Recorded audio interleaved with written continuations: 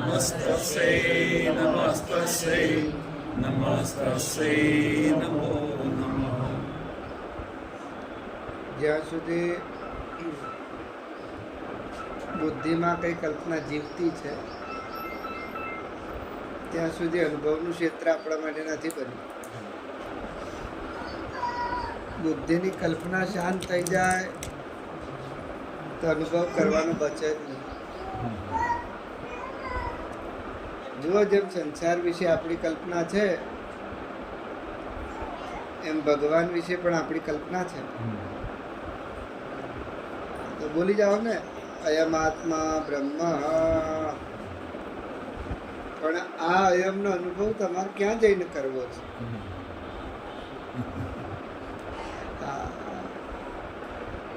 હું તે બ્રહ્મ છું, પણ કઈ જગ્યાએ જઈને છું? અહીં બેઠો છું ત્યાં સુધી તો જીવ છું. તો એવી ધારણા છે કે આટલું બધું કરીએ, શબ્દમાંથી સંપત્તિ અર્જિત કરીએ અને પછી એમ કે આપણા આકળ જ્ઞાની શબ્દ લાગે છે અને પછી એમ કે બોધગટ. ભગવાન વિશે એક પણ આપણી કલ્પના છે કે ભગવાન ક્યાંક છે.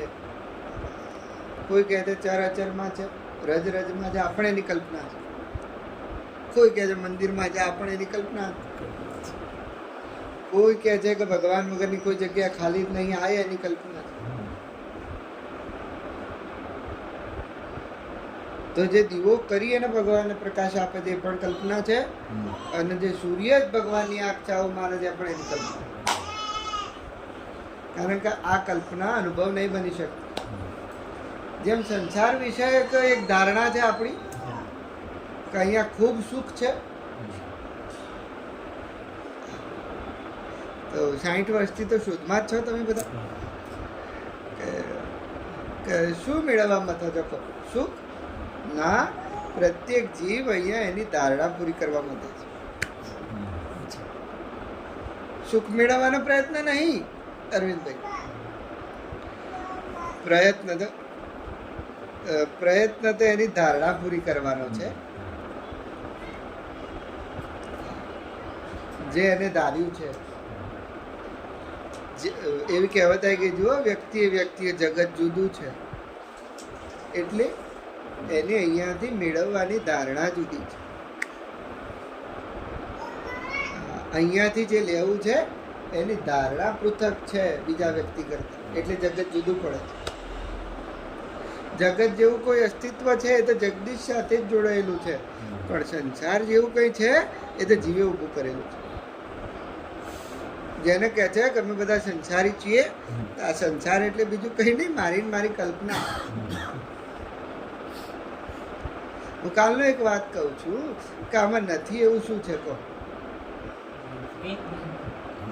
ઈશ્વરભાઈ, નથી એવું શું છે? દાગીનો. અને છે એવું શું છે? હા, તો મારી કલ્પના નથી એમાં જતી રહી છે, એટલે હું જીવ છું. અને જો મારી ધારણા છે એમાં સ્થિત થઈ જાય તો હે શ્વેત કેતુ તત્વમસી. જગતનો સીધો સંબંધ જગદીશ સાથે છે. જે મારું પોતાનું સ્વરૂપ છે પરમાત્માનું, એ એના જોડે જગતનો સંબંધ છે, પણ સંસારનો સંબંધ તો જીવને લઈને છે.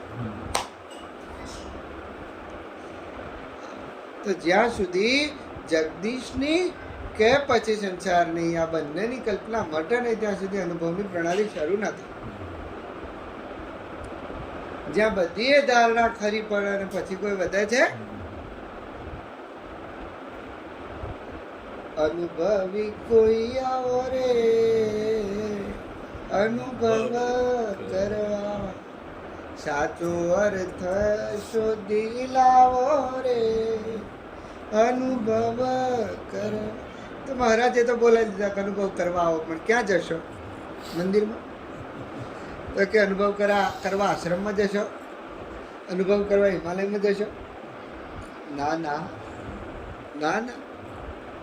મહાભારતની બહુ સુંદર કથા છે કે લાક્ષાગૃહમાં બધાય બળી રહ્યા છે અને કોઈને બારું જડ્યું નહીં, એટલે પછી ભીમે કીધું કે સહદેવ હવે તો બોલ.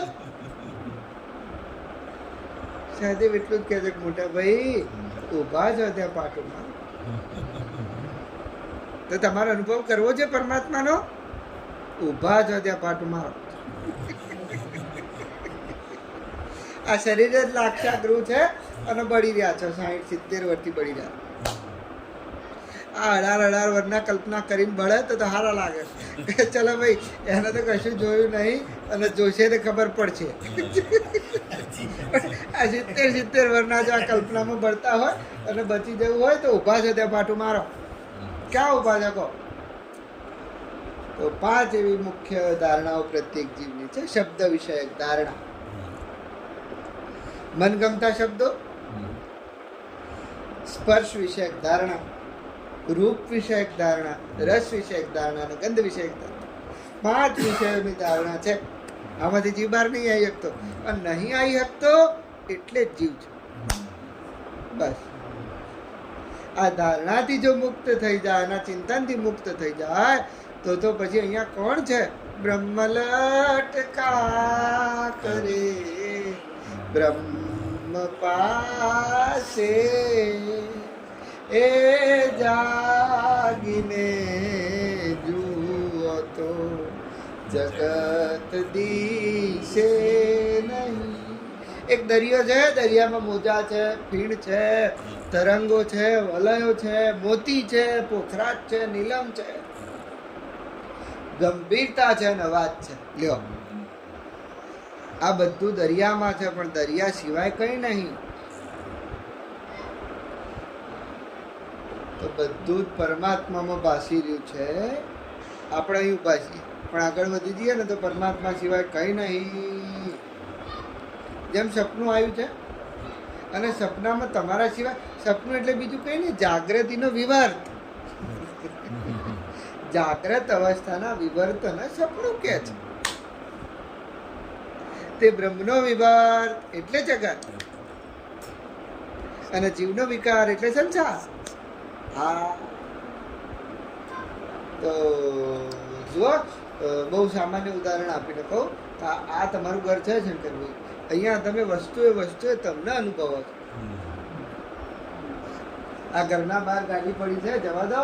આ તમારા પ્લોટના બહારની જેટલી જગ્યા છે ને, પેલી તુલસી વાવી ને, ત્યાં સુધી તમે તમને અનુભવો.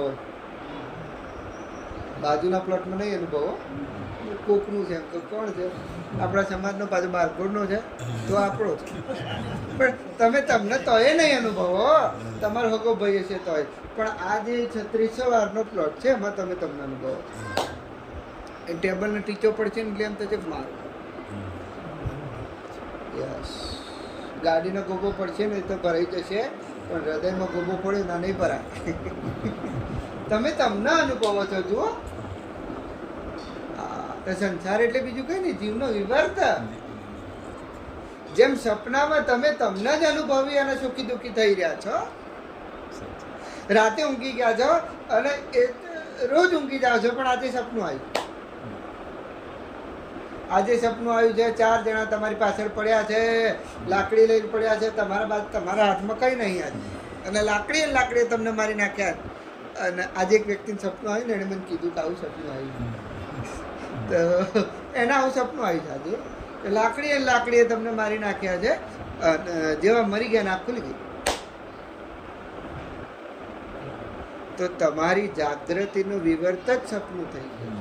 ઊંઘવાની ક્યાં વાત કરો છો? જો અત્યારે આ વાતમાં લાઈન દોરી ના લે તો તમે સપનામાં જતા રહેશો.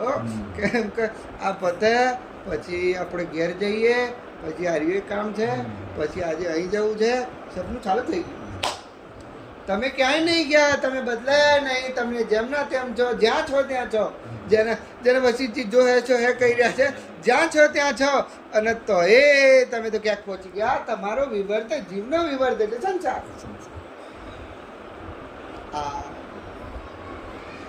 તો અહીં બધી જ વસ્તુએ તમે તમને અનુભવો છો.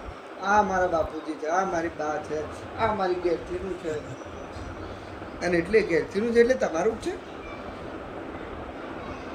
જો દીકરાની વહુના કરિયાવરમાં આવ્યું છે, તમે તમને જ અનુભવો છો કે આ ફ્રીજ મારું છે. જીવની કલ્પના તો જુઓ, એમ કે બહુ ઘેર આવી એટલે બધું આવેલું આપણું થઈ ગયું. અને થોડા દાડે ફ્રીજને તમે તમારું સમજશો અને તમારું સમજો ત્યાં સુધી વાંધો નહોતો, પણ તમારું પ્રતિબિંબ એમાં જોશો. આને કંઈ થાય ને તેમ કે મારે ના થાય.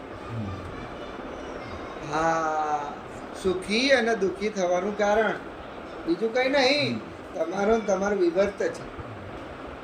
આ તમે બનાવ્યું છે એટલે તો તમારી જ કલ્પના છે, તમારી જ કલ્પના એટલે તમારો જ વિવર્ત. એમ જગતનો સંબંધ જગદીશ સાથે છે, જગદીશનો વિવર્ત, જેને પરમાત્મા કહે છે. જગદીશ શબ્દ તો જગત સાથે મેચ થતો છે એટલે બોલવામાં આવે છે, પણ જગતનો વિવર્ત, જગદીશનો વિવર્ત જગત થઈ ગયું છે. પણ બંનેમાં ફેર કેટલો છે? આમાં ગોબો પડે તો તમને રાતે ઊંઘાઈ નહીં આવતી, પણ આ જગત અનંત અનંત બ્રહ્માંડો ઉઠી ઉઠીને શાંત થઈ જાય તો પણ એ તત્વોમાં કોઈ ફરક નહીં પડતો, એટલે ભગવાન છે. અહીંયા કંઈક થઈ જશે ને, કોઈ ગાળ થઈ જશે ને તો ઊંઘ નહીં આવે. આની કલ્પના અને આની ધારણા જ હૃદયમાંથી જતી નથી, એટલે જીવ પણ જીવતું છે.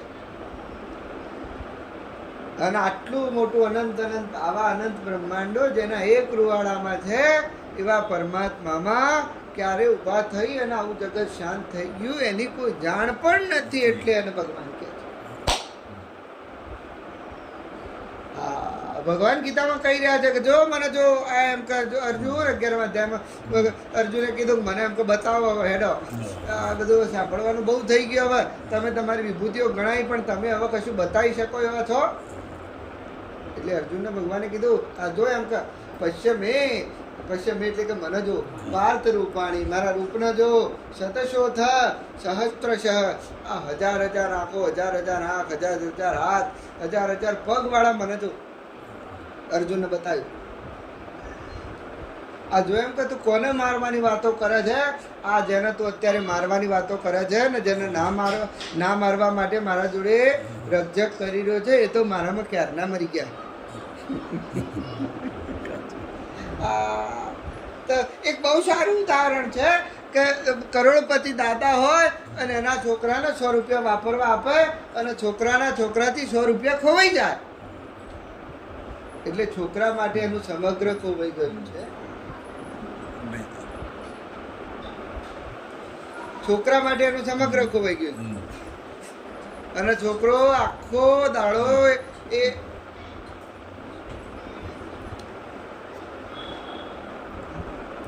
આખું અઠવાડિયાથી 100 રૂપિયા શોધી રહ્યો છે અને દાદા તો મોટા મિલના માલિક છે. અહીંયા ભારતના પૈસા તો શિવ મમરામ જાય છે, બાકી બધું તો બહારથી આવે છે. આટલા પૈસા દાદા જોડે અને છોકરાનો છોકરો 100 રૂપિયા માટે રોઈ રહ્યો છે. મારા 100 રૂપિયા તો મારા દાદાએ આપ્યા હતા અને મારાથી ખોવાઈ ગયા. અઠવાડિયાથી ગોતી રહ્યો છે અને એક દાડો રોતો હતો. દાદા પહોંચે એમ કે શું કરાતું? દાદા એમ કે તમે આપેલા પૈસા તો એટલે એના માટે તો સમગ્ર જતું રહ્યું છે, પણ દાદાને શું? અરે દાદા જોર જોરથી દાંત કાઢે છે, જોર જોરથી દાંત કાઢે. તો દીકરાના 100 રૂપિયા એટલે દાદા માટે કશું નહીં, મૂછનો બાલય નહીં. જીવનું જીવ પણ હું ઈશ્વર માટે કશું નહીં. અહીં તમારાથી કંઈક ખોવાઈ ગયું છે, અહીં તમને કંઈક મળ્યું છે, લોટરી લાગી છે કે પછી ડૂબી ગયા છો કે પછી આખી પાર્ટી આખી ખસી ગઈ છે, એ પરમાત્માની સત્તામાં કશું નહીં. જીવનો વિવર્ત ઈશ્વરના વિવર્ત આગળ કંઈ નથી. તો પેલા 100 રૂપિયા કહેવાય કે અમે દાદા રોવા બેસે, એ કે લે બીજા 500 જાણે એમ તો મોજ. તો જીવની ઇજ્જત જે જીવ થઈ એના જગતના દર્શન કરી રહ્યું છે, એ જગત નહીં જોઈ રહ્યું તો સંસાર જોઈ રહ્યો. જેમ આ કાજુ બદામ છે, તમારી આના પર નજરે નહીં પડે, પણ છોકરાને લાવો, એના મહારાજ નહીં દેખાય, એના વેદાંતના સૂત્રો ના દેખાય. આ બધું બરોબર હાર્યું લાવો. તો પરમાત્મા આગળ આ જીવનો સંસાર 100 રૂપિયાથી વધારે કશું નહીં. અર્જુન ભગવાનને કહી રહ્યા છે કે જો એમ કે તું આ જેને દાદા ને કાકા ને ફુવા ને મામા ને તું જેના ગુરુ સુધીના કહી રહ્યો છે અને મારવા માટે જેને ના પાડી રહ્યો છે એ મારામાં તો અનંત કાળથી મરી ગયા છે. આ ભીષ્મ જે ઈચ્છા મૃત્યુને ભરી અને આખા જગત પર જોર કરી રહ્યા છે એ તો મારી દાઢમાં લબડી રહ્યા છે. અર્જુન તું કોને મારવાની વાતો કરે? તું મારા વિશ્વરૂપને જોઈ લે. જીવ પોતાની સંકીર્ણતાનો લોપ કરે તે એને બૃહદ પરમાત્માનો અનુભવ થાય એવો છે. તમે તો બધા સોસાયટીના છો પણ અહીંથી બિલકુલ ચેન્નઈ જતા રહો તો તમને ભગવાન અનુભવ થઈ જાય. કારણ કે ત્યાં મારું કહેવા જેવું કશું તમને જડે નહીં. આમ કશું હાથમાં અહીંયા તો હાથમાં આવે છે કે અહીંથી આમ વળશો ને બાપજી પછી આમ જઈને આમ જશો ને એટલે આ કહે છે કે મારું ઘર આવશે બગીચાના હામી. મારું કીધા જેવું કંઈક પકડાય છે. પણ જ્યારે દેશની સ્થિતિ બદલશો ત્યારે મારું કહેવા જેવું હાથમાં કંઈ નહીં આવે ને એટલે બૃહદ પરમાત્માનો અનુભવ થઈ જશે. જે દેખાશે સારો નહીં ખોટો નહીં છે. પણ અહીંયા તો એમ કે સારો છે પણ એનો પાડોશી છે ને તો કોઈ નવરાત્રિ મેળે રૂપિયો લખાયો નહીં. તો વ્યક્તિનો સંસાર કેટલો કહો? 200 જણાથી વધારે કોઈ આપણા સંસાર બનાવે. બાકી બધા ઈશ્વરના જગતમાં છે.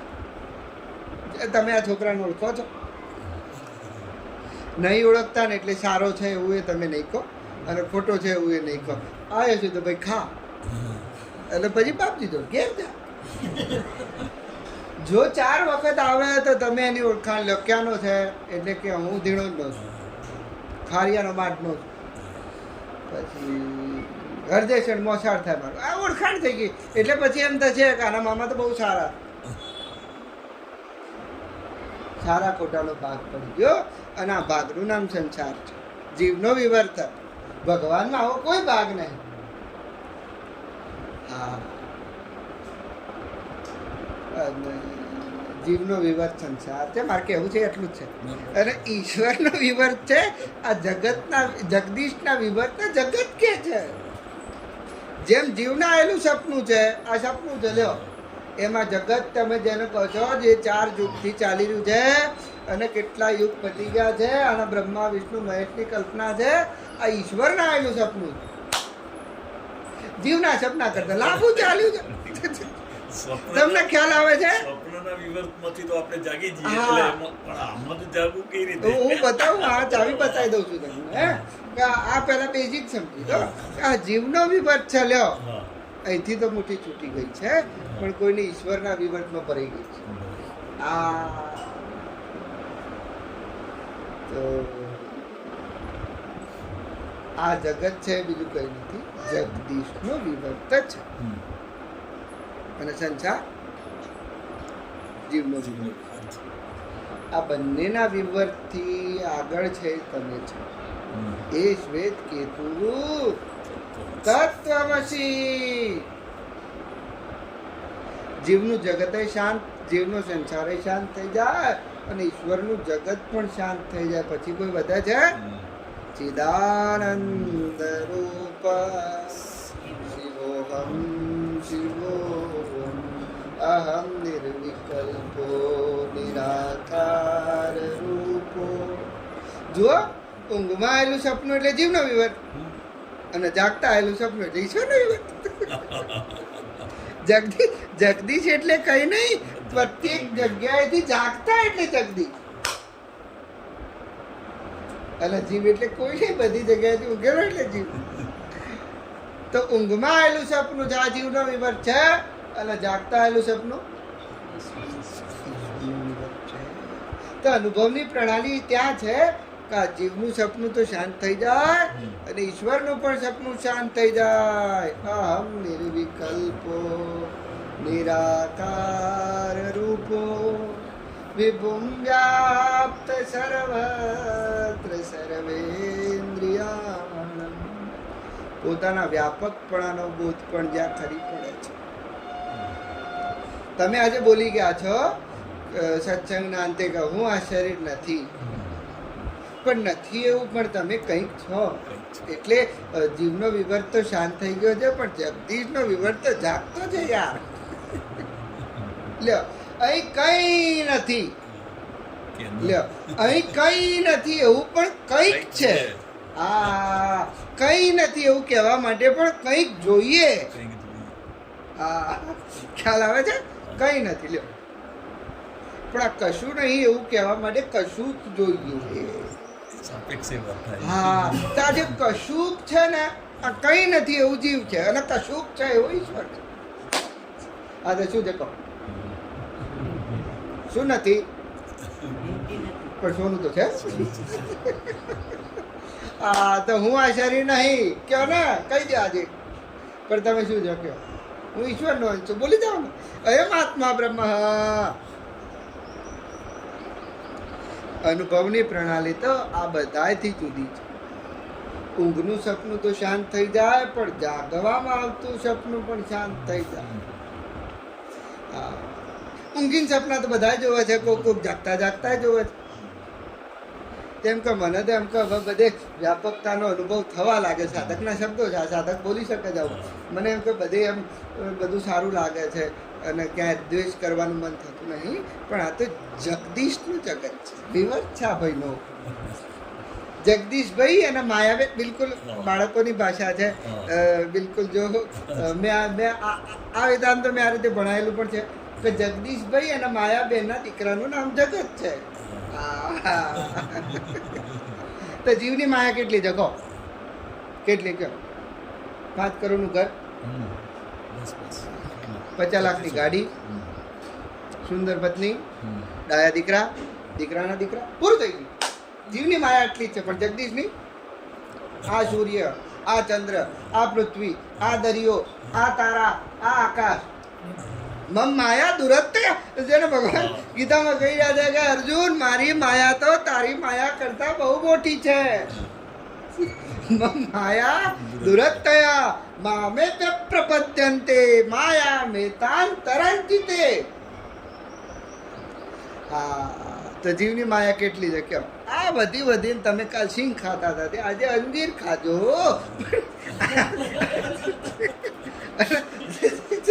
કાલે સિંગ ના ફાંકા મારતા હતા દાળિયાના, તે આજે કાજુ બદામ ખા. જીવની માયા આટલી છે. પણ જગદીશની માયા આનાથી બૃહદ છે. જીવનું હવાપણું પણ બહુ સીમિત છે. સીમિત છે કે કેટલું કહો. અહીંયા સામાજિક પરિચય આપી શકાય છે, પણ પછી પટેલો વચ્ચે શું કહો તમે? બધા ચૌધરીઓ બેઠા છે ત્યાં સુધી તમે કહી શકો કે છગરામભાઈ હું તો બારગોડનો છું, અને તમે પરિચય આપી શકો છો. પણ જ્યારે બધા જ પટેલો તો કદાચ આપણી જાણીતી નાત છે, પણ બધા મારવાડીઓ ભેગા થાય ત્યારે આપણે આપણી જાતને શું પરિચય? જેનું હોવા પણ સીમિત છે. કોઈ પ્રદેશમાં છે, કોઈ દેશ કાળ પરિસ્થિતિથી બંધાયેલું. ઈશ્વરમાં દેશ કાળ અને પરિસ્થિતિનો કોઈ બાદ નથી, પણ તો પણ એક બંધન છે. તો પણ એક બંધન છે. ક્ષર અને અક્ષર આ બંનેથી પરે એ કુટસ્થ બ્રહ્મ અર્જુન હું છું. અક્ષર એટલે કે ખરી પડ્યું, અને અક્ષર એટલે કે ન ખરી પડ્યું. તમે આ ઘર ન પડતું જુઓ, પણ સૂર્ય પડતું તો ના જુઓ.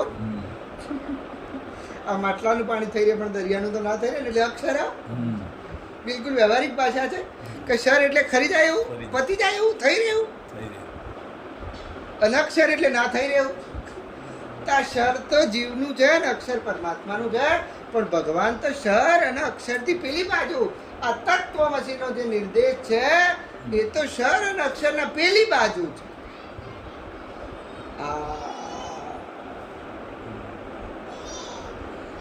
તો આ બંનેથી પેલી બાજુ. તો કેરી બહુ વ્યવહારિક ઉદાહરણ, કેરી અને સ્વાદ છે ને કેરીમાં નહીં, કેરીના રસમાં સ્વાદ નહીં, સ્વાદ તો જીભમાં નહીં, સ્વાદ મનમાં છે. કે મને કેરી ભાવે છે, પણ કેરી ના ભાવનારા અહીંયા છે કે જેને નથી ભાવતી, તો કેરીમાં સ્વાદ નહીં, કેરીથી બનાવેલા કોઈ પદાર્થમાં સ્વાદ નહીં, જેના વડે ભોગ થાય છે એ જીભમાં કોઈ સ્વાદ નહીં. સ્વાદ એનો એ કેરીનો રસ છે, તમને અત્યારે બાંધી અને નાક દબાઈને પીવડાવું તો તમને એમ થશે કે લઈ જાવ કાર્ય અહીંથી. જેના માટે તમે 2 ઋતુ માટે રાહ જોઈ છે કે ચોમાસું પતે, શિયાળો પતે, ઉનાળામાં મોટા ભાગના લોકો કેરી માટે જ રાહ ઉનાળાની જોઈ રહ્યા હતા. તાપ પડવો હોય તો પડે. તો આ જે કેરીનો સ્વાદ છે એ મનમાં ઘર કરી છે. તો જેમાં કેરી અને જીભ આ કશાયમાં સ્વાદ નહીં, અનુભવ તો મનમાં જ સંગ્રહિત છે. એ રીતે જીવનું જગત, જીવનો સંસાર અને ઈશ્વરના જગત કરતા અનુભવ તો પૃથક છે. એમ કે આ બધું તો બહુ સાંભળ્યું છે પણ અનુભવ કેમ નહીં થતો? પ્રશ્ન ચાલુ થાય છે હવે કે મને આ તો બરાબર પણ અનુભવ કેમ નહીં થતો?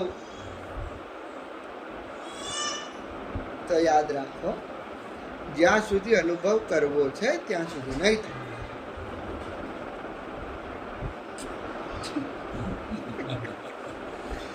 જેમ ભેંસ વિહાતી હોય, તમે બધા જોઈ જશે, અને જ્યાં સુધી એને હામું જોઈ લો ને ત્યાં સુધી ના વિહાય. આખી રાત જાગો ને ભેંસ ના વિહાય, પણ જેવું 10 મિનિટનું ડોલું આવે ને ફટ જતી ભેંસ વિહાઈ જાય. હા, પછી મેલો ઉપાડો અને પછી બધું કરો એ વાત જુદી છે, પણ જ્યાં સુધી આમ જોઈ રહેશો ને આખી રાત બેહો ને ભેંસ ના વિહાય, તો જ્યાં સુધી અનુભવ કરનારો રાહ જોઈ રહ્યો છે, અનુભવ નહીં થાય. અર્જુને હથિયાર મૂકી દીધું, ધનુષ નાખી દીધું કે હવે તમે આવડા મોટા હોય તો મારે કશું નહીં કરવું. અને ત્યારે જતા ભગવાન 15મા અધ્યાયમાં એને કહે છે ચલ બતાવો. ત્યારે અર્જુન બોલે છે નષ્ટો મોહા સ્મૃતિ લબ્ધ્વા ત્વત્ પ્રસાદાત મયા ચ્યુત સ્થિતોસ્મિ ગત સંદેહ કરીશે વચનંતવ. તો અનુભવની પ્રણાલી એટલી સુંદર છે કે જ્યારે અનુભવ નહીં કરવો ત્યારે થશે. અને તમારે શેનો અનુભવ કરવો છે એ તો કહો. શેનો? નહીં, તમે જેનો અનુભવ કરી રહ્યા છો એ તમારો થઈ રહ્યો છે. આ વાત ઉપર આવીને ઉભા રહો. જગતનો અનુભવ છે, આ વાત કાઢી નાખશો તો અનુભવ તો તમને તમારો જ થઈ રહ્યો છે. તો જેમ સપનું તમારામાં ઊભું થયું છે, તમે જેને અનુભવી રહ્યા છો, તમે થઈને જોઈ રહ્યા છો, એ જ રીતે બહુ મોટું આશ્ચર્ય એવું છે કે આ જગત એટલે કે મારો વિવર્ત અને હું એનો દ્રષ્ટા. દ્રષ્ટાનો વિવર્ત દ્રષ્ટા જ હોય. દ્રષ્ટા ને આ વાત કદાચ થોડી અઘરી પડે એમ છે, પણ કદાચ આને પકડવાનો પ્રયત્ન કરો. દ્રષ્ટાને દ્રષ્ટા થઈને જોઈ રહ્યો છે.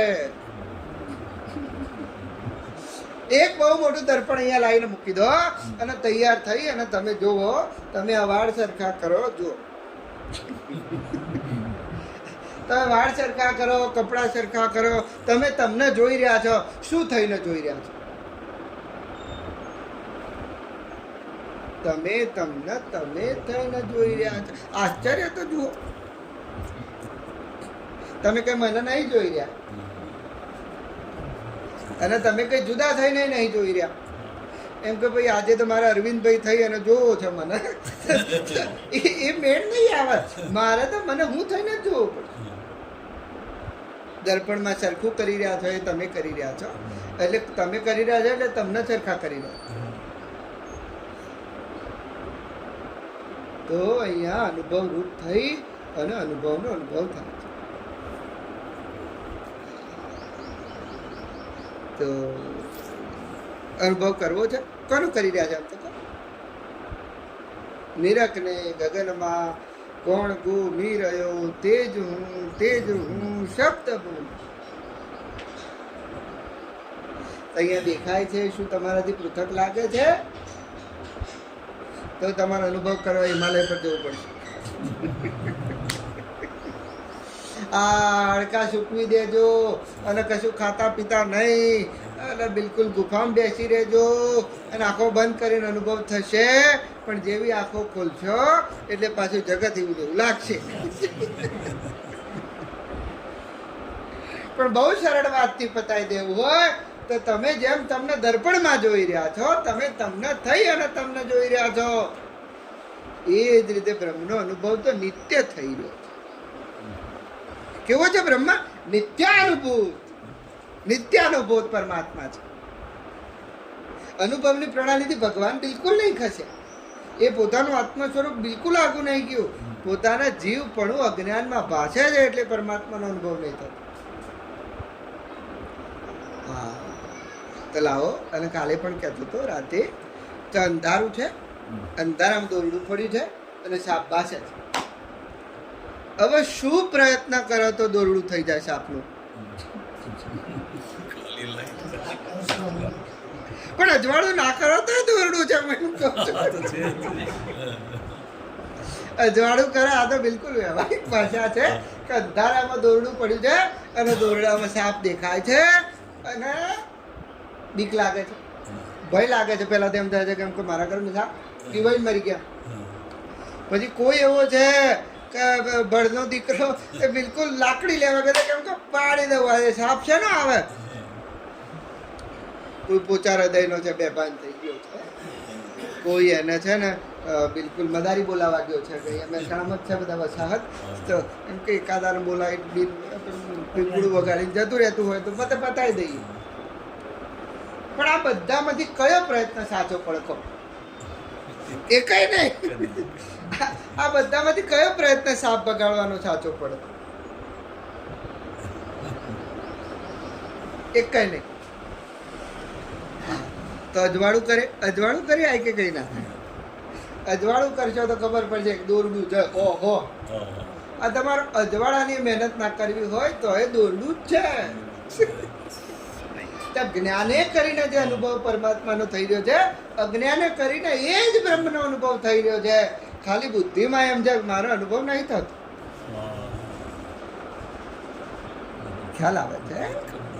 અજ્ઞાને જે ભગવાન અનુભૂત થઈ રહ્યા છે. ભગવાનનું નામ નિત્યાનુભૂત છે યાર. રામ કૃષ્ણ શિવતા તો ભગવાનના નામ છે, કોકે પાડ્યા હશે, પણ ભગવાનનું એક મૂળ નામ છે નિત્યાનુભૂત, કે નિત્ય અનુભવમાં આવી રહ્યા છે. તમારે કેરીનો રસ ખાવો છે કે આનો એનો આબો જોવા જવું છે? હવે આબો જોવા જવો તો હેડો માર ભેગા.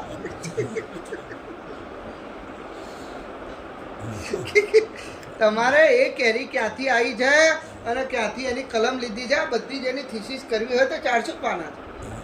આવો મારી સાથે અને ચાલો આપણે બે જોઈ લઈએ. પણ રસ ખાવો છે? ચંકલાલે બનાવ્યો છે. તમે શું કરી? બનાવનારે બનાવે. આપણે મહેનત શું કરવા કરે? ચમચી લઈને ખાઈએ નહીં? અને ચમચીથી રસ ખાતા આવડે છે? ચમચીથી ના ખવાય. ક્યારે પતિ રે આખી વાટકી મોઢા માળો તારે રસ ખવાય. હા, તો ભગવાનનો અનુભવ કરવો છે. આ પગે આમથી આમ ના થાય ને ભગવાનનો અનુભવ થઈ જાય. જે પોતે અનુભવ સ્વરૂપ છે અને જે પોતાનું મારું સ્વરૂપ છે એને હું ક્યાં જઈને જોઈશ? ક્યાં જઈને જોઈશ? જ્યાં છું ત્યાંથી ભગવાન જડી જાય મને. આ પ્રણાલી છે. તો આખા શરીરમાં મારા સિવાય કોઈ છે તો હું ક્યાં જઈને કહું હું બાપજી છું? કયા છેડેથી હું બાપજી થઈ જાઉં? તમે કયા છેડેથી ઈશ્વરભાઈ થઈ જાઓ કહો? કયા છેડેથી? તો કયા છેડેથી ભગવાન છે? જ્યાં છે ત્યાંથી ભગવાન છે. તો જ્યાં સુધી અનુભવ કરનારો ઊભો છે અને અનુભવ કરવો છે ત્યાં સુધી તમારી ભેંસ નહીં બી આવે. અને જો બીજી રીત જોવી હોય તો હું જ મને હું થઈને જોઈ લઉં છું. અનુભવ કરેલો ને ભલા આદમી. તો થીસીસ જોવી હોય તો આવો અને વેદ વાક્યો છે, શાસ્ત્ર પ્રમાણો છે, લાંબી જ્ઞાન જ્ઞાતા જ્ઞેયની ત્રિપુટીઓ છે, યમ નિયમ આસન પ્રાણાયામ પ્રત્યાહાર ધારણા ધ્યાન સમાધિ છે, પણ આટલા સમાધાનથી પતી જાય છે તો વાત પૂરી થઈ ગઈ. પૂરી થઈ ગઈ. હા. જેની પાસે ઘરની ચાવી છે આખા ઘરનો કબજો લઈને બેઠો છે તો પરમાત્માની આટલી જ ચાવી છે કે એ પરમાત્મા થઈ અને પોતાનો અનુભવ કરી રહ્યા છે. તો જીવ છે ને અજ્ઞાન છે ને મિથ્યા છે ને સત્ય છે આ બધા જ શબ્દો તો ગળી જવાના છે અને આ જો શબ્દો ગોખાઈ જશે ને તો છે ને બ્રહ્મ છે ને ભગવાન. આપણને શબ્દો જ ગોખાઈ ગયા છે. દીવો ને અગરબત્તી ને ફૂલ ને હાર ને શબ્દો ગોખાઈ ગયા છે એટલે જે લક્ષ્યાર્થ હતો એ જતો રહ્યો, તત્વાર્થ હતો એ જતો રહ્યો. બિલકુલ ક્રિયા આપણી પાસે વધી છે. શા માટે કરવાની છે કયો? આ જે ફૂલ ભગવાનમાં થયું છે એમાં ભગવાનને ચડાવીને શું ફાયદો? લાવો ચશ્મા કાઢો. તમારા છે? તમે ખરીદ્યા છે? તમારા પૈસા લ્યો પહેલો. હવે મેં હાથ જોડ્યા છે. શું ફાયદો? લ્યો એમના ચશ્મા એમના આલ્યા. તો જે ફૂલ પરમાત્મામાં થયું છે એરિયાએ ફૂલને ચૂંટી અને ફેર પાછું મૂકવાથી હા મૂકતા હોય તો મૂકજો. મને કોઈ વાંધો કોઈ વ્યક્તિને ન હોવો જોઈએ પણ આર્ય ચૂંટી અને પછી આટલા પરિશ્રમનો શું અર્થ?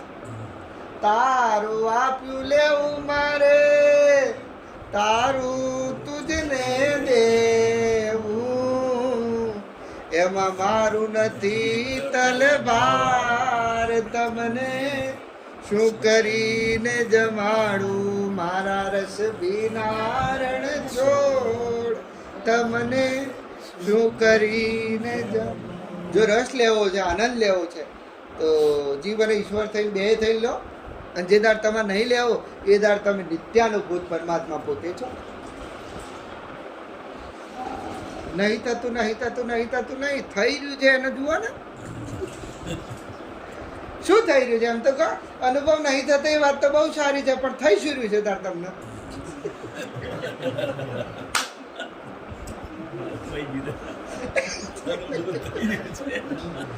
જયદીપભાઈ તો આ પ્રશ્ન તો ખૂબ સારો છે. અનુભવ નહીં થતો બધા સાધકને થવું જોઈએ કે આટલા પ્રયત્ન અને યત્નના અંતે પણ હાથમાં કશું આવતું નથી પણ આવી શું રહ્યું છે?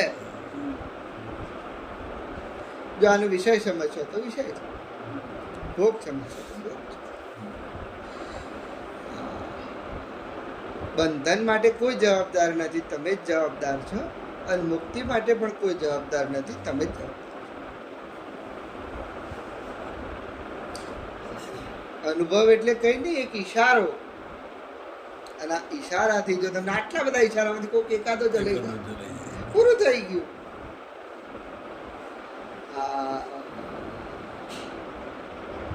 એવી અનુભવની પ્રણાલી છે કે જે અનુભવ કરનારો જ અનુભવ રૂપ બને છે અને એનો જ અનુભવ થાય છે.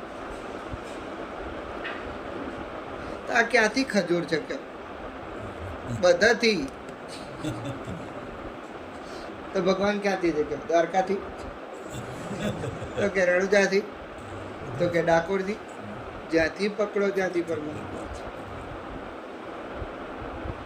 એક શેરડી હોય ને એમાં બધી જગ્યાએ રસ છે.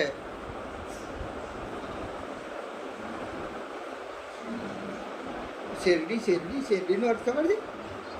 અડો ત્યાંથી શેર ફૂટે. ગુજરાતી ભાષા બહુ સારી છે. અડો ત્યાંથી શેર ફૂટે રસની. આને શેરડી કે છે. પણ જ્યાં ગાંઠ છે ને ત્યાં રસ નહીં. જ્યાં સુધી આ બધું કંઈક સત્ય અને મારું લાગે છે ત્યાં સુધી પરમાત્માનો રસ નહીં આવ્યો. માન રે મૂકીને તમે આવો જો મેદાન માને જણાવી દઉં જીવ કેરી જાત. તો વચ્ચો વચ આવીને અનુભવ કરવો હોય તો એક વસ્તુની અનાવશ્યકતા છે જેનું નામ છે માન. માનનો અર્થ છે માપ. પોતાનું સમગ્ર માપ છોડી અને જ્યારે તમે તમને જુઓ છો અરે પરમાત્મા સિવાય કશું દેખાવાનું નહીં, જોયામાં નહીં આવે. પણ જીવની દ્રષ્ટિ તો માપક થઈને જોવે છે. એટલે પોતાના માટે આવડો બેડરૂમ બનાવ્યો છે અને ભગવાન માટે આવડું મંદિર.